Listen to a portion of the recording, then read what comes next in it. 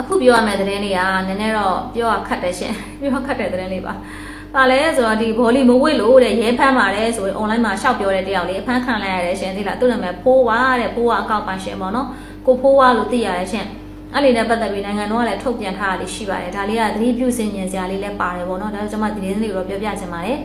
နိုင်ငံတော်ကြေညာထားတာလေးကျွန်မရင်ဆုံးဖတ်ပြပါမယ်ရှင်အကြမ်းဖက်အုပ်စုဖြစ်ကြေညာထားတဲ့ CRPH NUG နဲ့ဒီအဖွဲ့တွေရဲ့လက်ဝဲကန်အဖွဲ့အစည်းတွေသူတို့နဲ့ဆက်နွယ်နေတဲ့အဖွဲ့အစည်းတွေလူပုဂ္ဂိုလ်တွေကဆိုရင်နိုင်ငံတော်တည်ငြိမ်အေဂျင့်ရေးကိုပြတ်ပြားစေရန်နဲ့အစိုးရရန်တွေကပြတ်ပြားစေရန်ရည်ရွယ်ပြီးတော့လှုပ်ဆော်တာဝါဒဖြန့်ချီတာပြုလုပ်ခဲ့မှုပေါ်ဥပဒေနဲ့အညီထိရောက်စွာရည်ယူသွားမည်ဖြစ်ကြောင်း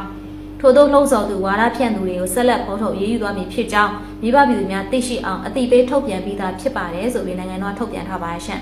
အဲ့ဒီစာအပြည့်အဝမှန်ကန်ပါရှင့်ဒီလူတွေနဲ့ဆက်ဆံမယ်ဆိုရင်အကြမ်းဖက်ဥပဒေနဲ့ညှိနိုင်တယ်ဆိုတာကိုနိုင်ငံတော်သိပေးပြီးသားဖြစ်ပါတယ်ဒီလိုသတင်းထုတ်ပြန်ခဲ့ပြီးဖြစ်တော်လေတဲ့2025ခုနှစ်ဇွန်လ10ရက်နေ့မှာဆိုရင်အသိပေးထုတ်ပြန်ချက်တွေပေါ်မျက်ကွယ်ပြုပြီးတော့နိုင်ငံတော်တည်ငြိမ်အေဂျင့်ရေးကိုပြပြားစေဖို့ရည်ရွယ်ပြီးလူမှုကွန်ရက်စာမျက်နှာပေါ်မှာလှုပ်ဆော်တာဝါဒဖြန့်တာပြုမှုလှုပ်ဆောင်တဲ့ကိုဖိုးဝ Facebook ကိုင်ပိုင်ရှင်ပေါ့နော်အဲ့ဒီပုံကိုတဲ့ဒီမွန်ပြည်နယ်ပေါင်မြို့နယ်ကတာရက်ကွက်နေကြော်အကာဝင်းခေါ်ကိုဖိုးဝကိုတဲ့နနက်10:00 နာရီခွဲမှာပေါင်မြို့ရဲစခန်းမှာတရားဥပဒေနဲ့ညီထိန်းသိမ်းပြီးတော့ဖမ်းဆီးအမှုဖွင့်လှစ်ရေးယူသွားခဲ့ပါရှင့်ဒါနိုင်ငံတော်ထုတ်ပြန်ထားဖြစ်ပါတယ်အဲ့ဇလန်လေးကတော့မိဘပြည်မှာဟိုရက်ပိုင်းမှာ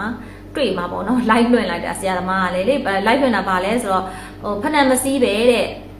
စပိန်မောင်းသွားတာပေါ့နော်အတန်ရိုက်ခံရတယ်တဲ့ပြီးတော့ဘောလီမဝတ်တဲ့သူတွေကိုတန်ရိုက်တယ်ဆိုတော့အဲ့ဘောလီမဝတ်ပဲနဲ့တန်ရိုက်တယ်ဆိုတော့ DVB ကလည်းတင်ထားရဲ့ရှင်ကျွန်မတော့အံ့ဩတယ်အဲ့ဒီသတင်းဌာနကိုလေသိလား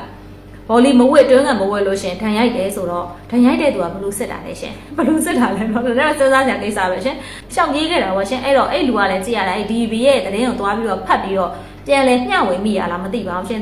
तू ဖတ်လိုက်တဲ့သတင်းကို तू မှန်တယ်ထင်ပြီးတော့ तू လိုက်မှ तू ပြောလိုက်မိရပါဘောနော်အဲ့လိုမျိုးထင်ပါတယ်အဲ့လိုဖြစ်တော့ဒီလူလက်ကားနေတဲ့ဈားရဒုက္ခရောက်တာပါရှင်အဲ့လိုဇလန်းနေပေါ့နော်သူရေးထားတဲ့ light တွေမှာဆို तू ပြောထားတဲ့ light ထဲမှာဆိုရင်လည်းကဲတဲ့ညနေတင်ညင်းခံထွက်ဖက်နဲ့လေးစီးလာကြတဲ့အခုဖက်နဲ့မပါရင်လည်းဖမ်းတယ်နော်တဲ့မနက်ကအနဲတောက်ကလာပြောသွားတယ်တဲ့ဖက်နဲ့မပါလို့3000မိသွားတယ်တဲ့မြန်မာပြည်မှာလူဖြစ်ရတာဘာဖြစ်တယ်ညာဖြစ်တယ်ဝါရှင်အဲ့လိုမျိုး तू က light မှာသွားပြီးတော့ပြောထားတာအားချောင်းလိုက်တဲ့မိတာဝါရှင်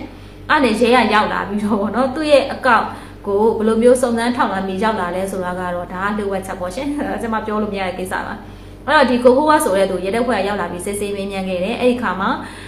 तू ကအနဲစီကသိရတာဆိုတော့အဲ့အနဲကဘာတူလဲလို့ဟိုကသူမေးတာပေါ့မေးတော့မဖြေတတ်ဘူးအနဲဆိုဘာတူလဲမဖြေတတ်ဘူး तू ရှောက်ပြောတာလေရှောက်ပြောခဲ့တာဆိုတော့အဲ့လူမဟုတ်မမှန်သတင်းဖြန့်တဲ့သူဖြစ်နေဖမ်းဆီးသွားခဲ့တာဖြစ်ပါရဲ့ရှင်အခုဆိုရင်ဒီပေါင်မြို့မှာရဲစခန်းမှာတဲ့ပါစာ139မြင်းဆောင်2025ရဲစသက်ကြီးပုံမှ905ကကြီးနဲ့အမှုဖွင့်ရေးထားရဲဆိုပြီးသိရပါရဲ့ရှင်နောက်ဆုံးတော့လဲရှင်ဟို